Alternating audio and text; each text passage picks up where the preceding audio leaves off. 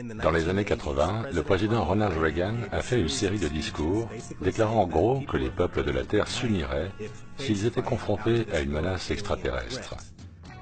Je n'ai pu m'empêcher de lui dire « Imaginez à quel point cela pourrait faciliter notre tâche, la vôtre et la mienne, dans toutes ces réunions que nous tenons, si soudainement nous devions affronter une menace venant d'une autre espèce, d'une autre planète, du fin fond de l'univers. » Nous oublierions tous les petits problèmes locaux existants entre les pays et nous comprendrions une fois pour toutes que nous sommes vraiment tous, nous les humains, que nous sommes tous ensemble sur cette terre.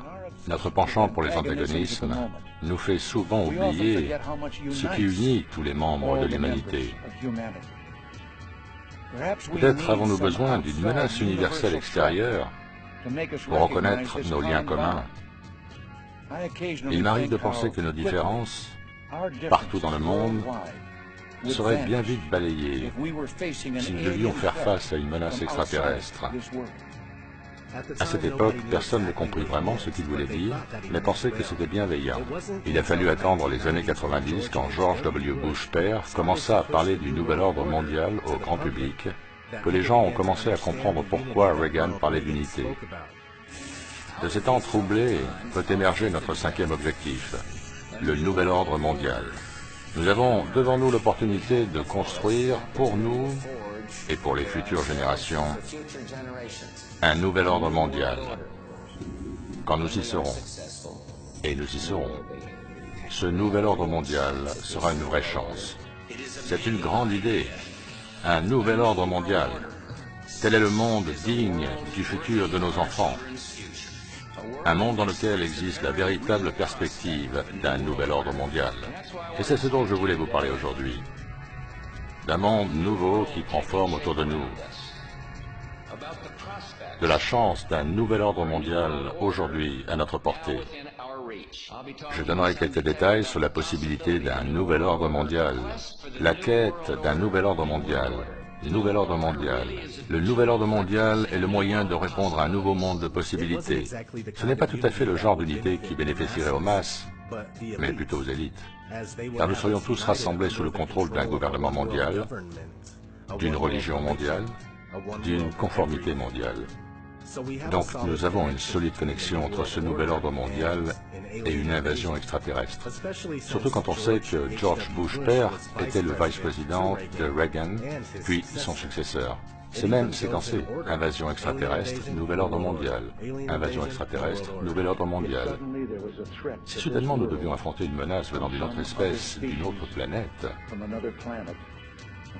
du fin fond de l'univers, nous avons devant nous l'opportunité de construire pour nous et pour les futures générations un nouvel ordre mondial. Peut-être avons-nous besoin d'une menace universelle extérieure. C'est une grande idée. Un nouvel ordre mondial.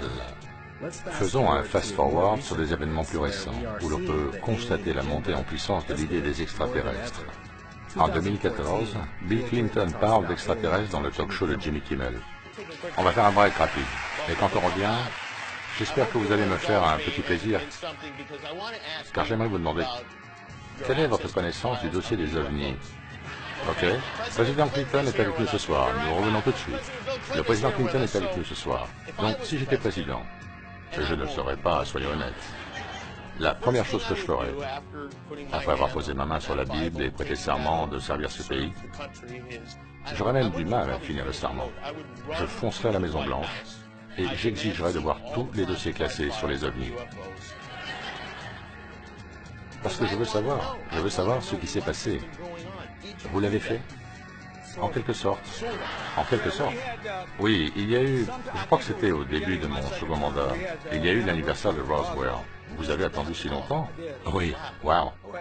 Ben oui, mais il y a aussi la zone 51. Vous vous souvenez de ce film de science-fiction où il y a un alien qui est gardé dans les profondeurs de la zone 51? Ouais. J'ai d'abord envoyé des gens consulter les archives sur la zone 51 pour être sûr qu'il n'y avait pas d'alien qui s'y trouve. Les gens le pensent car il y a cette procédure qui oblige les employés de la zone à porter des vêtements spéciaux qu'ils doivent enfiler lors d'un arrêt situé à 1 heure de route avant de pouvoir y pénétrer. Ceci est dû au fait que là-bas se trouve la plus grande partie de notre technologie furtive. Mais il n'y a pas d'extraterrestres là-bas. Donc en fait, quand le truc de Roswell est arrivé, je savais qu'on allait recevoir des tonnes de lettres. Donc j'ai fait faire une synthèse du dossier Roosevelt. Absolument tout. Mais je pense que... Écoutez, que savons-nous? Nous savons maintenant que nous vivons dans un univers en expansion, nous savons qu'il y a littéralement des milliards d'étoiles et de planètes là-haut, et l'univers s'agrandit. Nous savons, grâce à nos télescopes sophistiqués, que rien que pour les 2 dernières années, plus de 20 planètes ont été identifiées en dehors de notre système solaire, et qui semblent être suffisamment éloignées de leur Soleil et suffisamment denses pour que nous pensions qu'elles puissent abriter la vie. Donc, tout ça réduit d'autant plus la possibilité que nous soyons seuls. Ils semblent être suffisamment éloignés de leur soleil et suffisamment denses pour que nous pensions qu'elles puissent abriter la vie. Donc tout ça réduit d'autant plus la possibilité que nous soyons seuls. Ah, vous essayez de glisser un indice comme quoi ils existent. Non, j'essaie de vous dire que je ne sais pas. Ah, vous essayez de glisser un indice comme quoi ils existent. Non, j'essaie de vous dire que je ne sais pas. Oh. Mais si nous étions visités un jour ou l'autre, je n'en serais pas surpris. J'espère juste que ça ne sera pas comme Independence Day. Ah ouais. Vous avez un conflit. Des aliens gentils alors. Peut-être que le meilleur moyen d'unir ce monde en division constante, qui est le nôtre, s'ils sont là, pensez à quel point toutes ces divisions parmi les peuples de ce monde apparaîtraient ridicules si nous nous savions menacés par un conquérant de l'espace. C'est toute la théorie d'Independence Day. Tout le monde se rassemble et tout le monde s'entend. Peut-être avons-nous besoin d'une menace universelle extérieure. En 2015, Obama parle d'aliens avec Jimmy Kimmel encore. Parce que j'imagine que si j'étais président, il est très probable que ça n'arrivera jamais. On ne sait jamais. Si j'étais président, il était peu probable que je sois président. Au moment de mon inauguration, à peine ma main ôtée de la Bible, je me précipiterais là où se trouvent les dossiers sur la zone 51 et les ovnis. Et je les éplucherai pour savoir ce qui s'est passé. L'avez-vous fait? C'est pour ça que vous ne serez pas président. Parce que c'est la première chose que vous feriez. Les aliens ne le permettront pas. Cela révélerait tous leurs secrets. Et ils nous contrôlent de manière très stricte. Vous savez, beaucoup vont interpréter vos expressions faciales ici. Le moindre tressaillement. Donc, avez-vous regardé? Avez-vous vu quelque chose? Avez-vous exploré? Je ne peux rien révéler. Vraiment? Parce que le président Clinton, lui, il a vérifié, il a regardé, et il n'y avait rien. Bien, vous savez, c'est ce que l'on nous demande de dire.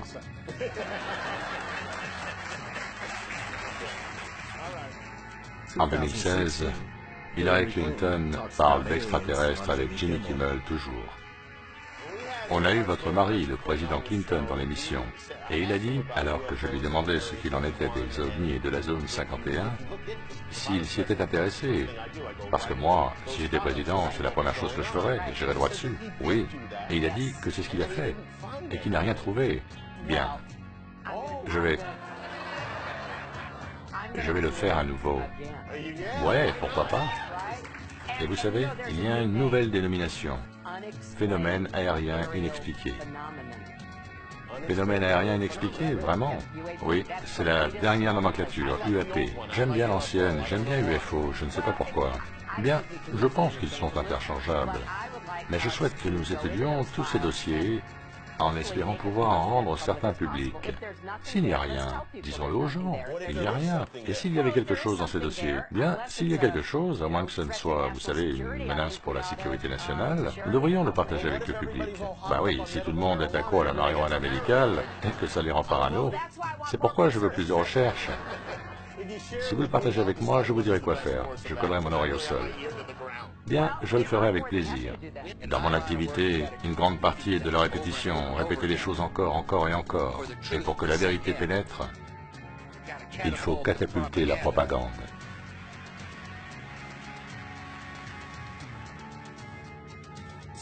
Donc, vous voyez, ce qui était pris pour une théorie bizarroïde est maintenant une opinion majoritaire largement acceptée. En fait, le populaire docteur en physique théorique Michio Kaku semble un pion utilisé pour programmer la croyance des masses dans l'existence d'extraterrestres. Une crise de leadership, on en parle toute la semaine. Mais que dirions-nous d'un conflit dans l'espace? Une invasion extraterrestre peut paraître folle. Mais bon, qui aurait cru que la bourse allait prendre 5% toute la semaine? Donc, on n'est pas aussi tiré par les cheveux que ça en a l'air. En cas d'invasion alien, qui donc se lèverait pour nous défendre? Et avons-nous même une chance de victoire? Ce n'est qu'une des questions sur laquelle se penche la nouvelle série de Discovery Channel, Curiosité. Avec moi maintenant se trouve le docteur en physique Michio Kaku, consultant pour la série. Professeur, bienvenue. Avant de parler invasion, il y a d'abord cette grande question.